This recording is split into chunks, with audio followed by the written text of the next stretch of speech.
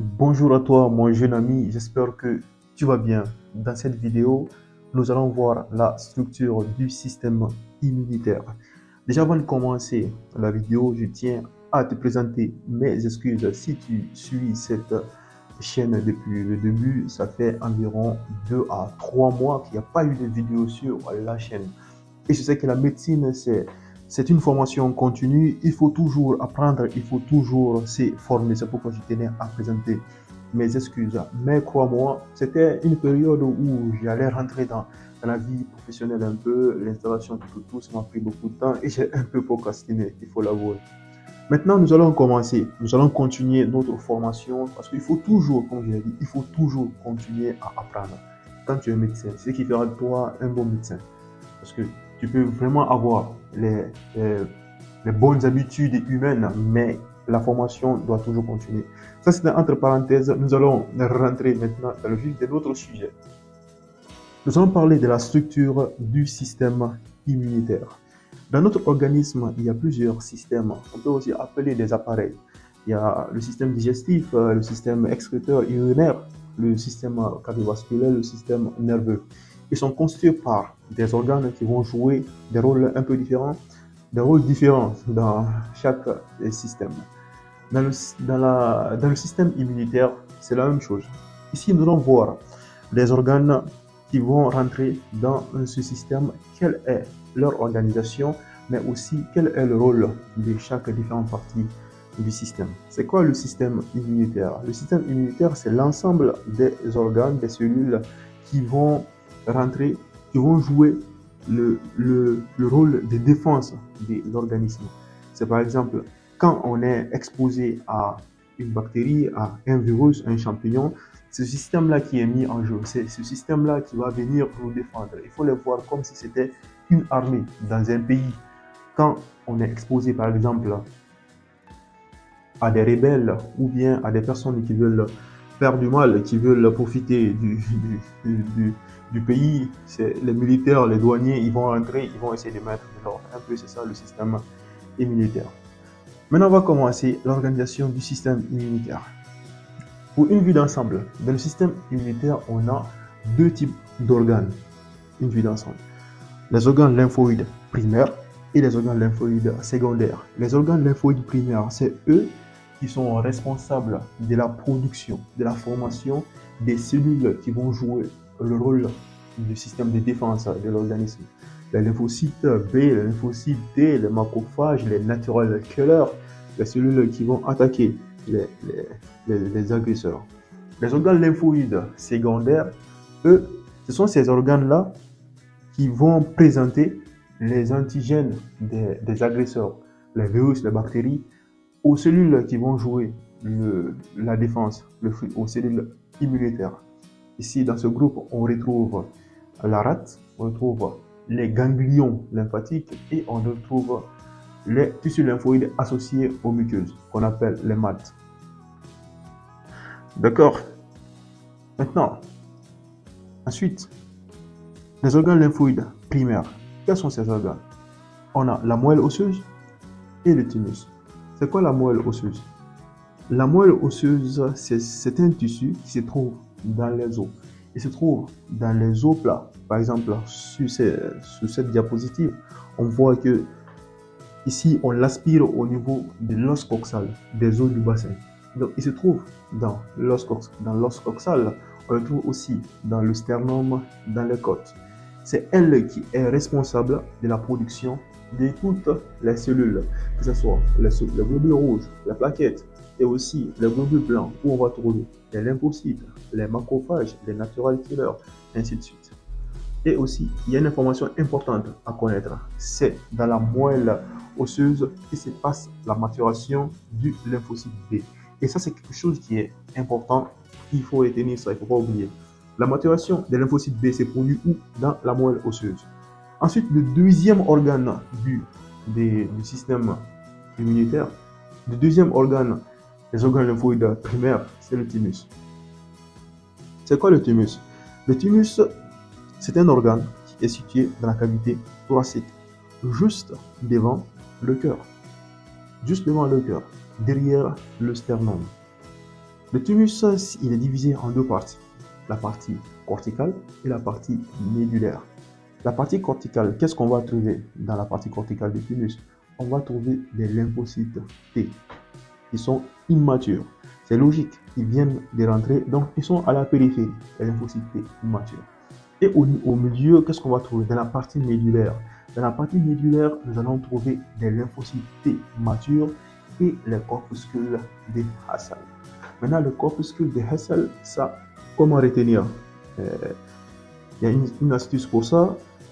Il faut imaginer qu'il y a un mec qui est au niveau du centre des thymus qui est en train de faire de la musculation pour développer son corps. Et ce mec, comme on l'appelle, on va appeler Monsieur Hassan.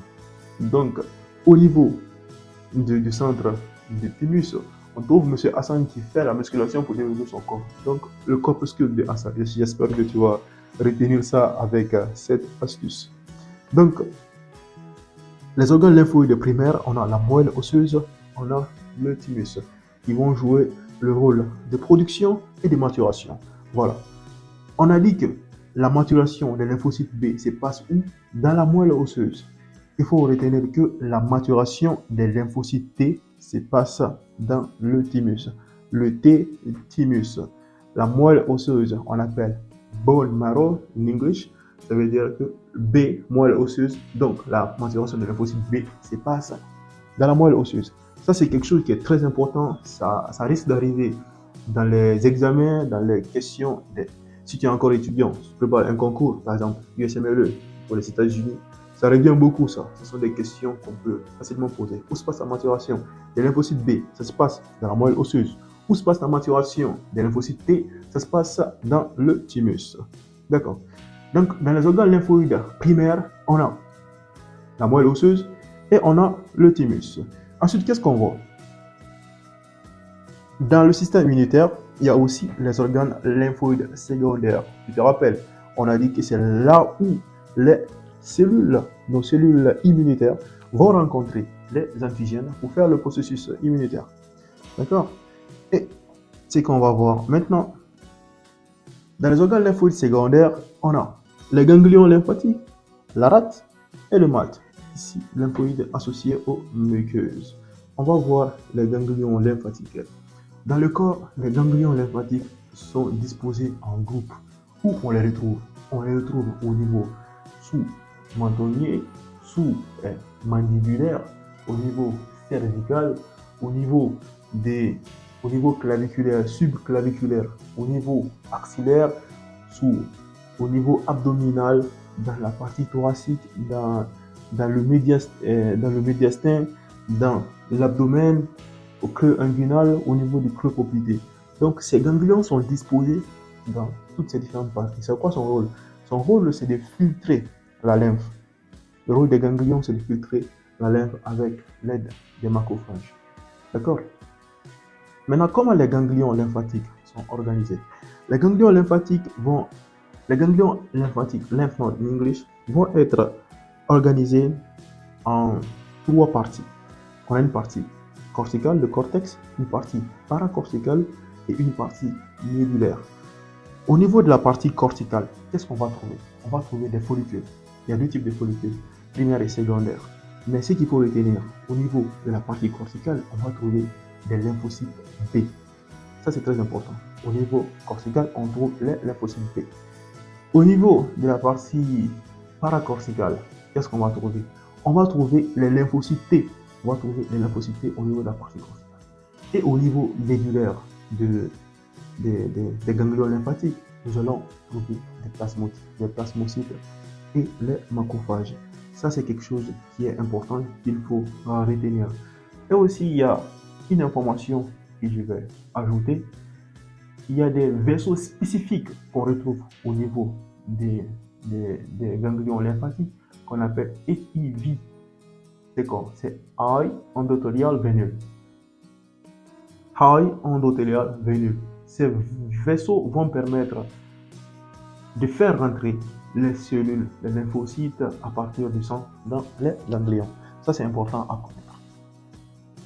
Ça, c'est le rôle, ça, c'est les ganglions et leur rôle, c'est quoi? C'est présenter les antigènes aux cellules. du système immunitaire. La rate. La rate, c'est un organe qui se trouve dans l'abdomen. Qu'est-ce qu'on dit? On dit que la rate, c'est le cimetière des globules rouges. C'est là où les globules rouges qui sont vieux vont être détruits. C'est là où le sang va être débarrassé des globules rouges qui sont, voilà, qui ont terminé leur durée de vie. Dans la rate, on a deux grandes parties. On a la pulpe blanche et la pulpe rouge. La pulpe rouge, on peut deviner. Ce sont les globules rouges qui sont là-bas avec les macrophages. Les macrophages sont en train de les détruire. Maintenant, la pulpe blanche. La pulpe blanche, ici, il y a deux informations qu'on doit retenir. Il y a deux informations. Il y a des follicules. Il y a aussi le PILS. C'est quoi? C'est périphéral. Non, c'est périartérial lymphoid sheath. Périartérial lymphoid sheath. Ici, dans les follicules, nous allons trouver les lymphocytes B. Dans les PILS, nous allons trouver des lymphocytes T. Ça, c'est très important à connaître. Les follicules, comme dans les ganglions, on trouve ce qu'on appelle les lymphocytes B. Les follicules sont dans les lymphocytes B et PILS va contenir ce qu'on appelle les lymphocytes T. D'accord. Il y a une information importante que tu dois connaître. Quand il y a des personnes qui n'ont pas de rate, soit on les a enlevées, soit ils ont eu un problème de la rate. Ceux-ci, ils sont à risque de quoi? Ils sont à risque de développer des infections bactériennes d'origine des bactéries encapsulées. Quelles sont ces bactéries? On a le strep pneumoniae, on a Haemophilus influenza, on a les Neisseria meningitis.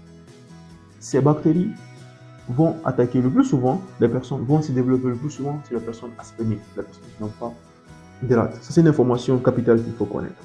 Et on va voir le dernier tissu qui rentre dans l'organisation des tissus lymphoïdes secondaires. Les organes lymphoïdes secondaires, c'est quoi? C'est le MALT. C'est Mucosa Associated Lymphoid Tissue. Ça, c'est le tissu lymphoïde associé aux muqueuses.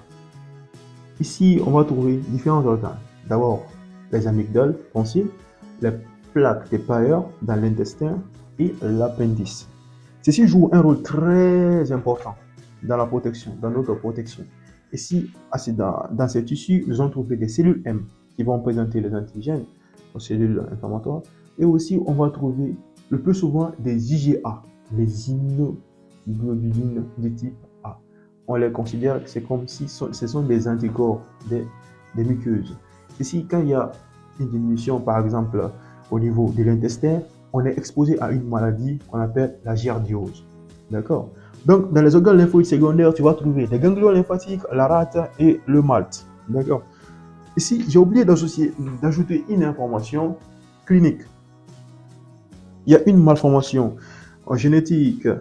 C'est une maladie génétique qu'on appelle DiGeorge disease. La maladie de DiGeorge, si je me trompe. Cette maladie, elle est due à une mutation génétique et c'est une délétion du chromosome 22q11. 22q11-2. Cette délétion, lorsque elle est présente, ça entraîne cette maladie, la maladie de DiGeorge. Et dans la maladie de DiGeorge, il faut savoir qu'il n'y a pas de thymus. Le thymus est absent ou aplasique, ce qui va exposer l'individu ou l'enfant à faire des infections, à répétition. Ça, c'est une information qui est importante. Ensuite, avant de terminer, on va faire un petit résumé rapide, moyen mnémotechnique. Le thymus va permettre la maturation des lymphocytes T, comme le T. Le B, comme je t'ai dit, c'est bone marrow en anglais. C'est la moelle osseuse. Le B, les lymphocytes B subissent leur maturation dans la moelle osseuse. Dans la rate, périartérial lymphoid sheath, dans la rate, va contenir quoi? Va contenir les lymphocytes T dans la rate. Ça, c'est au niveau de la pulpe blanche. Et au niveau également de la pulpe blanche, on va trouver les follicules. Les follicules, ils vont contenir quoi? Ils vont contenir les lymphocytes B. D'accord? C'est la même chose au niveau aussi des ganglions. On a dit qu'au niveau des ganglions lymphatiques, la partie folliculaire, on trouve quoi? On trouve les lymphocytes B. Au niveau aussi de la pupe blanche, on va trouver des follicules. Dans ces follicules, il y a quoi? On trouve également les lymphocytes B. Et au niveau paracortical là, des ganglions lymphatiques, on va trouver les lymphocytes B. Ça, c'est des moyens mnémotechniques qui vont t'aider à retenir ces différentes informations. Pour terminer, on va faire des petites questions qui vont te permettre de faire la maturation des informations, de consolider les informations qu'on a vues dans ce cours. Question de révision. Où mûrissent les lymphocytes T? 1, 2, 3, 4, 5. Les lymphocytes T subissent leur maturation dans le thymus. Quelle zone du ganglion contient les lymphocytes B? Je te donne 5 secondes. 5, 4, 3, 2, 1. Dans les follicules. Dans les follicules qui se trouvent où? Dans la partie corticale, dans le cortex. On est d'accord? On a dit que dans le cortex, on a les follicules. Les follicules, il y a deux types. Les follicules primaires et secondaires. Dans ces follicules, on va trouver les lymphocytes B. D'accord. Que se passe-t-il si on enlève la rate? 1, 2, 3, 4, 5. Si on enlève la rate, on est exposé à faire des infections à répétition dues aux bactéries encapsulées, qui sont le strep pneumoniae, Haemophilus influenza, Neisseria meningitis, ainsi de suite. Ce sont des bactéries encapsulées qui vont entraîner des infections à répétition. Quel type d'anticorps domine dans le malt? 5, 4, 3, 2, 1. Dans le malt, on va trouver des IgA. Rappelle-toi, les IgA sont des anticorps des muqueuses et jouent un rôle très important, surtout dans la giardiose. Quel organe est atteint dans le syndrome de Guy-Georges? 5, 4, 3, 2, 1. Dans le syndrome de Guy-Georges, c'est le thymus qui est atteint. On a l'aplasie du thymus ou hypoplasie du thymus, ce qui va nous exposer aussi à faire des infections à répétition. D'accord. Voilà, on arrive à la fin de notre vidéo. On connaît c'est quoi? La structure du système immunitaire. On a dit que dans le système immunitaire, on trouve principalement deux types d'organes, les organes lymphoïdes primaires, les organes lymphoïdes secondaires. Dans le groupe des organes lymphoïdes primaires, on a le thymus, la moelle osseuse. Dans le groupe des organes lymphoïdes secondaires, on trouve les ganglions, la rate, les ganglions lymphatiques, la rate et aussi on trouve le malt. Mais cause associate lymphocyte. Ça, on va apprendre un peu l'anglais aussi en même temps. Voilà, on arrive à la fin de cette vidéo. J'espère que tu as appris quelque chose. Tu as appris au moins 5%. Si c'est le cas, abonne-toi à la chaîne. Active la cloche des notifications et dis-moi en commentaire quelle vidéo tu veux voir sur cette chaîne, quelles sont tes difficultés. Et moi, je vais essayer de faire une vidéo pour essayer de t'expliquer. Si tu as aimé mes explications, abonne-toi à la chaîne, laisse-moi un commentaire et partage la vidéo à d'autres étudiants à qui ça pourra être utile. Et moi, je te dis à la prochaine vidéo.